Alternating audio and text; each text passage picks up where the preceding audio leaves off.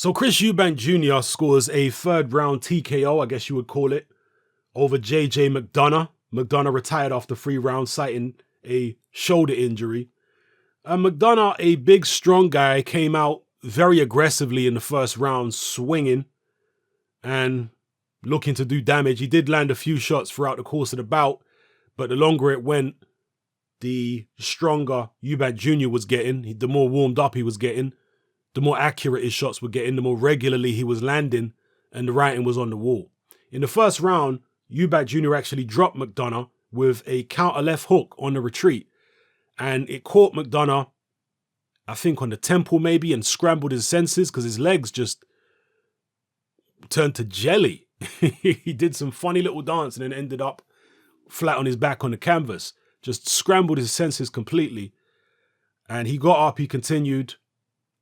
Eubank Jr. failed to finish him off. But as I say, the next couple of rounds, Mcdonagh fought hard, but yeah, he wasn't really having much success. His timing was off. And at the end of the third round, he decided to quit in his corner. And this is where the excitement started, really, because the fight was, a non-starter. It wasn't particularly exciting or anything. Mcdonagh tried hard, but he was outclassed at the end of the day. But the excitement started really after the fight, during the post-fight interview, because Eubank Jr. was kind of, how can I put it? I don't want to say belittling, but he was like talking in a condescending way about the fact that Mcdonagh quit. And Mcdonagh didn't like that. And he was talking to Eubank Jr. saying, come on, I didn't have any sparring for this fight and blah, blah, blah, coming out with all these reasons as to why it's okay for him to quit.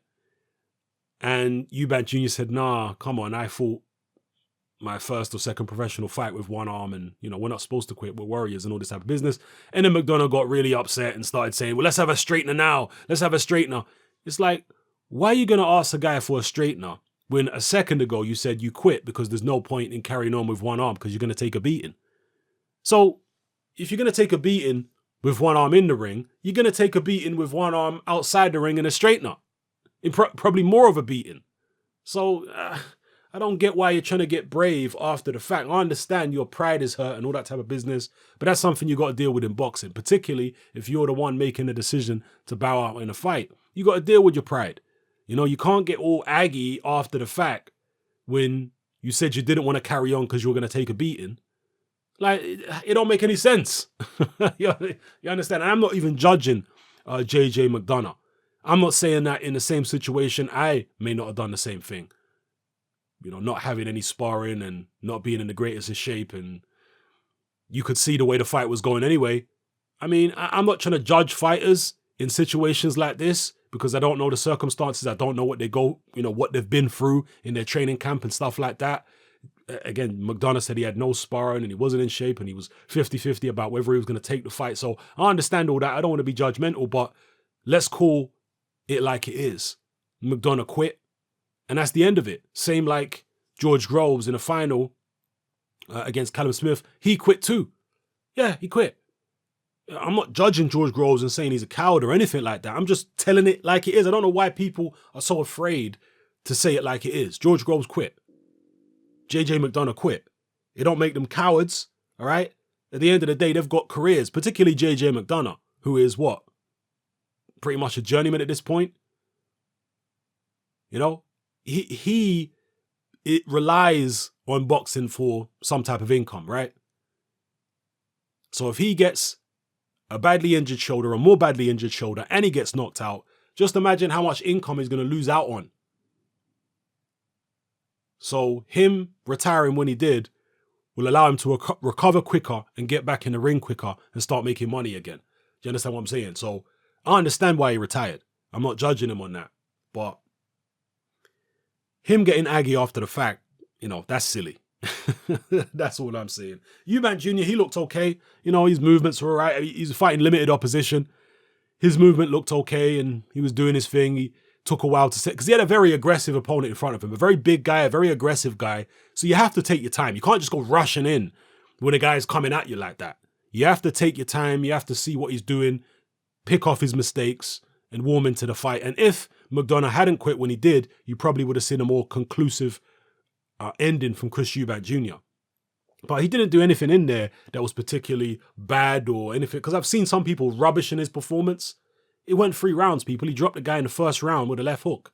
Like, how can you rubbish the performance? He had a big, strong guy who was aggressive in front of him. Yeah, not a skilled guy, but a dangerous guy. Look what he did to Jake Paul. So Eubank Jr. had to be careful not to get clipped by this guy. And that was at light heavyweight. He did that to Jake Paul. So he had to be careful not to get clipped by him. But he didn't seem in any problem, in any trouble to me. He was perfectly relaxed throughout. And he did his thing. I've always enjoyed the Eubank show. And when I say the Eubank show, I'm talking about senior and junior, the show, the theatrics that they put on, the golding of other fighters and the golding of the fans. I've always enjoyed it from an entertainment standpoint. But that is separate. People must understand that is separate from my assessment of Eubank Jr. as a fighter. 2 different things. I find Shannon Briggs entertaining. You know, Shannon Briggs, when he was trying to get a fight with Vladimir Klitschko years ago, I found Shannon Briggs wildly entertaining. But did I think that Shannon Briggs had a hope in hell of beating Klitschko? Hell no. I didn't think he could beat hardly any of the top 10 heavyweights at the time. But I was still a fan of Shannon Briggs, the character. Do you understand? I was still like, I was entertained by it.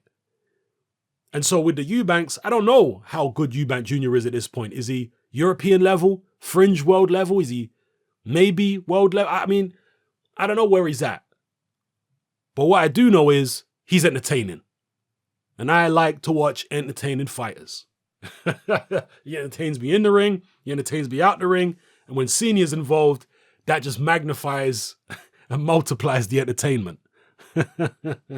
Same like David Price. Same like Amir Khan. These are not the cream of the crop fighters. But they're entertaining. And that's what I watch the sport of boxing for, entertainment. There is entertainment to be found at all levels. There are some guys that are relatively low level who happen to be entertaining.